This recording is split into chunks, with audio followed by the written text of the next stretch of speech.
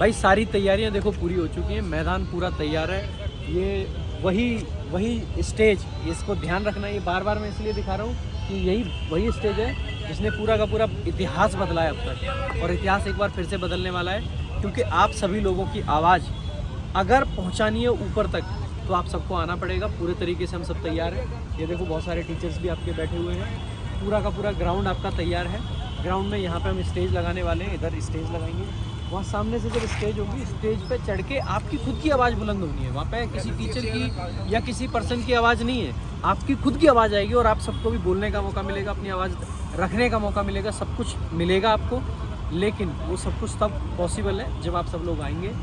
24 तारीख सुबह 9 बजे रामलीला मैदान दिल्ली का, आप सभी लोगों को भूलना नहीं है। और ये आपके हक की लड़ाई है। आपने अभी देखा रिसेंटली स्टेनो की आंसर की आई, आंसर की लोड नहीं हो पा रही है, यानी कि इनका जो अभी एग्जिस्टिंग सर्वर है वो इतना ज़्यादा ख़राब है कि आंसर की तक लोड नहीं हो पा रही हैं। इसके अलावा आप देखोगे आंसर की में उल्टे सीधे क्वेश्चंस जो अब तक बच्चे बता रहे थे तो लोगों को लग रहा था कि हैं बच्चे ऐसे ही कह रहे होंगे। अब आप देखो ना, मैथ्स का वो क्वेश्चन दे रखा है। पहले तो स्टेनो में मैथ्स नहीं आना चाहिए, लेकिन मैथ्स का क्वेश्चन दिया कि क्वेश्चन ऐसे दे दिया कि ए और बी का रेशियो दे दिया 2:3 है, बी को 800 का प्रॉफिट है, तो ए का प्रॉफिट पूछ लिया और ऑप्शन दे रखे हैं कि सभी कुत्ते तैर सकते हैं, सभी मछलियाँ ये कर सकती हैं। बड़े अजीब अजीब ऑप्शंस दे रखे हैं। तो अगर आपको ये है कि भाई आपका CGL का पेपर अच्छे से हो, उसमें कोई गड़बड़ ना हो, एक भी सीट बिके नहीं, रिमोट एक्सेस ना हो, कोई भी पेपर आउट ना हो, कोई भी स्कैम किसी भी प्रकार का नहीं हो, तो यही समय है जहाँ पे हम एकदम इस सिस्टम में जितनी भी कमियां हैं उन सबको सुधार सकते हैं। और आपकी आवाज़ जन जन तक तभी पहुँचेगी, उस सिस्टम तक तब पहुँचेगी जब आप आके अपनी आवाज़ खुद उठाओगे।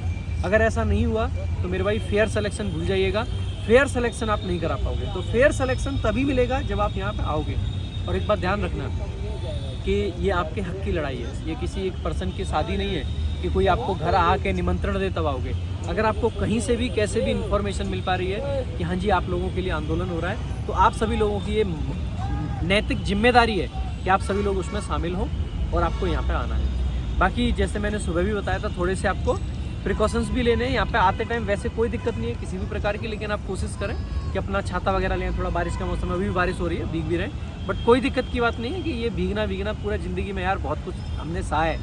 सर्दी जुकाम सारे मौसम आते हैं, मौसम चले जाते हैं, लेकिन ये जो कैरियर है, ये जो आपका जीवन है, ये जो सरकारी नौकरी के ऊपर आपकी डिपेंडेंसी है, ये तभी तो ख़त्म होगी जब एक बार आपका रोज़गार होगा। और जब तक रोज़गार नहीं मिलेगा आपको, जब तक कि सिस्टम फेयर ना हो।